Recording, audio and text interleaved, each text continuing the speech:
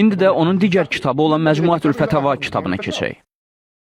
Məcmuətül Fətəva, İslam düşməni İbn Teymiyyə, 4-cü cild, səhifə 255. Mən kimin mövlasıyamsa, Əli də onun mövlasıdır. İlahi ona dost olana dost ol rəvayətinə gəlincə, bu əsas hədislərdən deyil, Tirmizidən başqa. Onda da yalnız mən kimin mövlasıyamsa, Əli də onun mövlasıdır sözləri var. Əlavəyə gəlincə, o hədisdə yoxdur. Onun barəsində Əhməddən soruşmuşlar. O da demişdir. Bu əlavə Küfədən çıxıb. Şübhə yoxdur ki, o yalandır. Burada o, Əhmədin adından yalan danışır və deyir ki, həmin əlavə Küfədən çıxıb. Bu da İbn Teymiyyə tərəfindən yalandır. Əhməd əlavənin Küfədən çıxdığını harda deyib? Tamamlayaq. Həmçinin, ilahi onunla dost olana dost, düşmən olana düşmən ol sözləri İslamın kökünə müxalifdir. Deməli, bu əlavə İslamın kökünə müxalifdir. Allahu Ekber. Deməli, Allah Rəsulu tərəfindən deyilən, ilahi onunla dost olana dost, düşmən olana düşmən ol əlavəsi İbn Teymiyyənin nəzərinə əsasən İslamın kökünə müxalifdir. Deməli, əgər mən kimin mövlasıyamsa, Əli də onun mövlasıdır hədisinin bu əlavə ilə birgə səhih olması sübut olunsa, bu zaman, haşa, Allah Rəsulu bu sözləri ilə İslamın kökünə xilaf çıxmış olur. Bu müsibətdir. Tamamlayaq.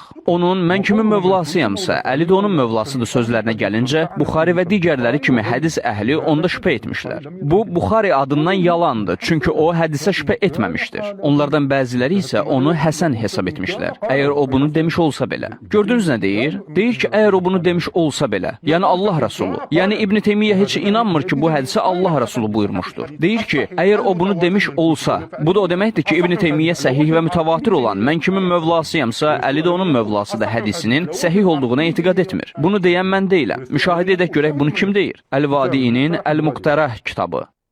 Səhifə 162.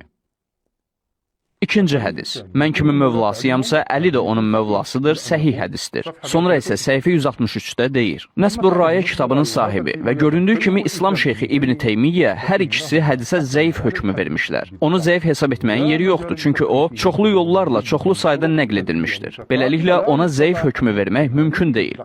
Deməli, nasibi, İslama cahil olan İbn Teymiyyə yer üzündə ən səhih olan hədisə zəif hökmü vermişdir. Hətta hədisin əlavəsi barəsində onun İslamın kökünə xilaf olduğunu deyir. İndi də gəlin mənimlə tez və vaxtınızı çox almamaqla böyük alimlərin mənbələrdə bu səhih və mütəvatir hədisi səhih etmələrinə baxaq. Onlardan biri Albanidir, hansı ki İbn Teymiyyənin cahil olduğunu bəyan edir. Mənimlə birgə müşahidə edin. Albaninin Silsilətu Əhadis Səhihə kitabı, 4-cü cild, səhifə 330. Mən kimin mövlasıyamsa hədisinin nəql edilmə yolları, mən kimin mövlasıyamsa, Əli də onun mövlasıdır. İlahi ona dost olana dost, düşmən olana düşmən ol. İlk olaraq müşahidə edirik ki, Albani bu hədisi səhih hesab etmişdir. Həmçinin, ilahi ona dost olana dost ol, düşmən olana düşmən ol əlavəsini də səhih hesab etmişdir. İndi İbn Teymiyyədən və İbn Teymiyyənin davamçılarından soruşuruq. Məyər Allah Rəsulu elə indi İslamın əslinə xilaf çıxdı? Çünki sübut olundu ki, o, ilahi ona dost olana dost, düşmən olana düşmən ol demişdir. Tamamlayaq. Bu hədis Zeyd bin Ərqəmdən, Səd bin Əbu Vaqqasdan, Bureydədən, Əli bin Əbu Talibdən, Əbu Əyyub Ənsaridən, Bəra bin Azimdən, Abdullah bin Abbasdan, Ənəsdən, Əbu Səid və Əbu Hüreyrədən varid olmuşdur. Zeydin bu hədisi nəql etməkdə 5 yolu vardır. Burada Albani bu hədisin nəql yollarını bəyan edir. Bu hədisin 24 nəql etmə yolu var. O bunlardan 13-ünü səhih hesab etmişdir. Vaxtınızı çoxalmamaq üçün onları qeyd etməyə ehtiyac yoxdur. Albani sözlərinin xitamında Nasibi İbn Teymiyyəyə deyir. Səhifə 344.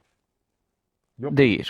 Əgər bunu bildinsə, onu da bil ki, məni bu barədə danışmağa və onun səhih olduğunu bəyan etməyə sövq edən İslamın şeyxi İbn Teymiyyənin bu hədisin bir hissəsini zəif hesab etməsini görməyim oldu. Amma digər hissəsini, ilahi ona dost olana dost, düşmən olana düşmən ol, yalan hesab edir. Bu da mənim fikrimcə onun hədislərin yollarını toplamazdan və bu yollara diqqət yetirməzdən əvvəl onları zəiflətməyə həddən artıq tələsməsindən irəli gəlir. Həqiqətdə bunun səbəbi hədisləri zəiflətməyə tələsməsi deyil. Xeyr, əksinə, onun Əmir əl-Mömininə aleyhissalam kini və nifrətidir. Ey Abdullah Şərif, budur sənin İslam şeyxin? Sonra isə təfsir elmidir ki, əvvəlkilərin yazdıqları bütün yazıları sanki qurtum içmişdir. Unutma ki, onun əldə etdiyi elmlər ərəb dili, riyaziyyat və tarix elmidir. Təsəvvür et ki, səndə iti yaddaş var və bu qədər məlumatı yadda saxlamaq və onları nizamlamaq üçün sənə ardıcıl olaraq 10 il vaxt lazımdır. Ay ağıl sahibi, sən İbn Teymiyyəni Supermen hesab edirsən. Unutmusan ki, sən indi texnologiya və internet əsrində yaşayırsan. İndi hər bir kəs İbn Teymiyyənin cahil, kinli, nasibi olduğunu öyrənə bilər. Gəlin indi onun İslamın kökünə müxalifdir sözlərinə baxaq. İbn Kəsirin Əl-Bidayətü və Nihayə kitabı, 5-ci cild, səhifə 174.